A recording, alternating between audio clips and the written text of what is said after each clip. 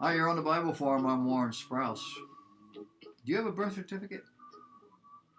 I got mine. I'm sure you have yours. Maybe your mom and dad still have it. I don't know. Depends how old you are. But does your birth certificate indicate your gender? That certificate is on the verge of becoming a relic. Sometime over the next 20, 30, 50, 100 years, maybe. But that's the direction this is going. ProphecyNewsWatch.com is reporting that the New England Journal of Medicine is actually arguing that birth certificates should no longer include the gender of a baby. The article says the sex of the baby, but that's because they were educated in the public system. They mean gender, which only adds to the craziness spawned by the media. Why?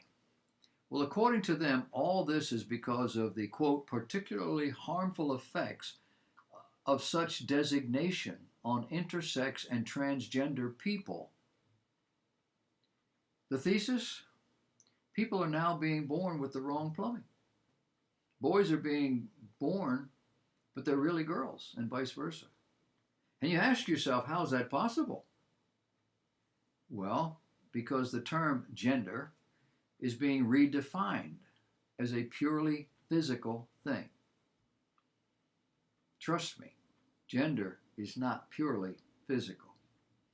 In their world, our anatomy is unrelated to our gender, sort of like your favorite color. For these folks, the greatest harm we can do to a child is to repudiate their choices. Young children at 4, 5, 6 years of age. Why? Well, it would deprive them of the chance to make that decision for themselves.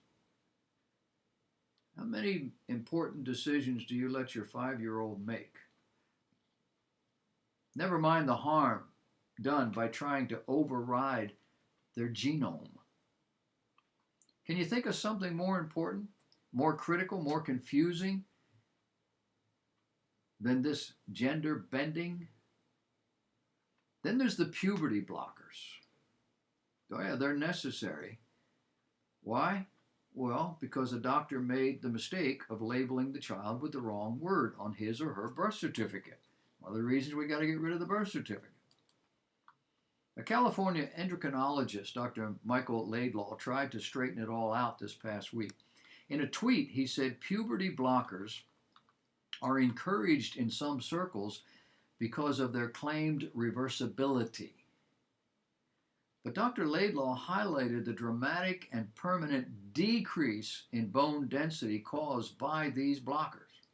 He described the change in bone mineral density that happens in 12 to 15-year-olds after 24 months on puberty blockers, 2 years. He called it terrible. It apparently opens up what he calls a higher risk of early osteoporosis and fractures. You see, it's all about bone density. The argument on the other side includes the now normal silliness, that of comparing ordinary physical development with gender.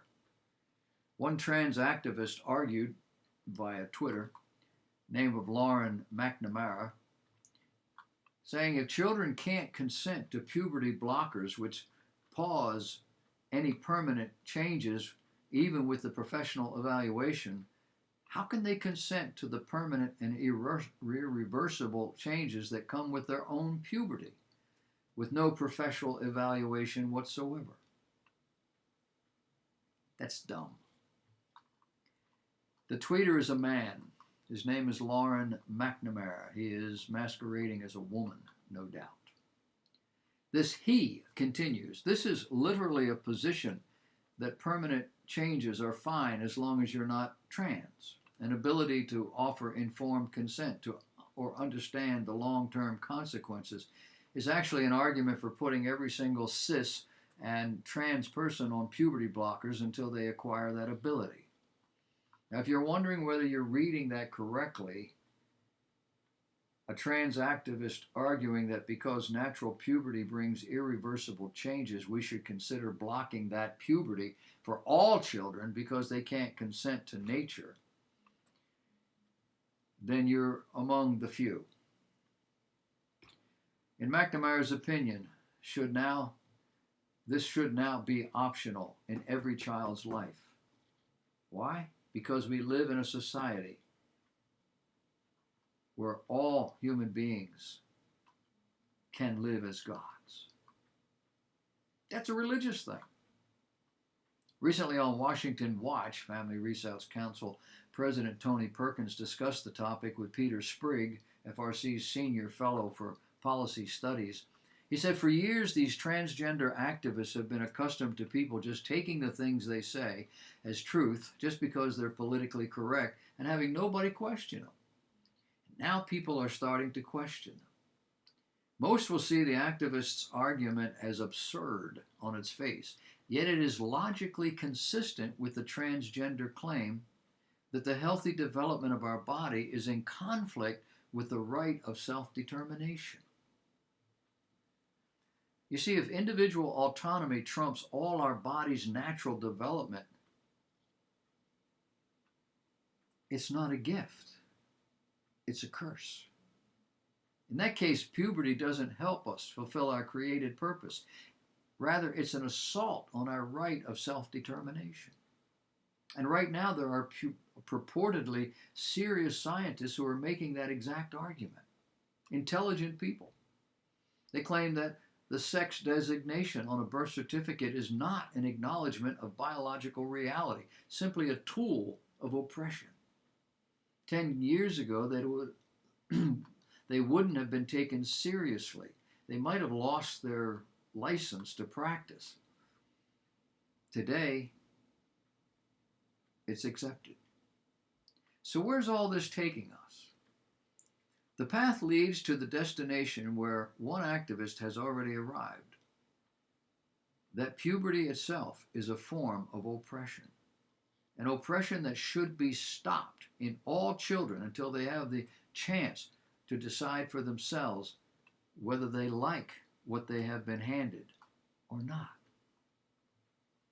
And so in that little nut, you see the real reason for all this trans stuff. It's about control. It's about thumbing their nose at their creator. And the question is, how they're doing.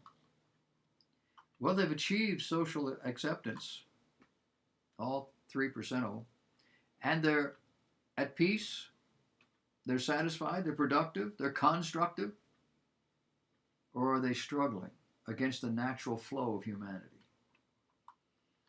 You see, there's more than a child's bone density at stake in all this rebellion. Do they understand that? Do they care?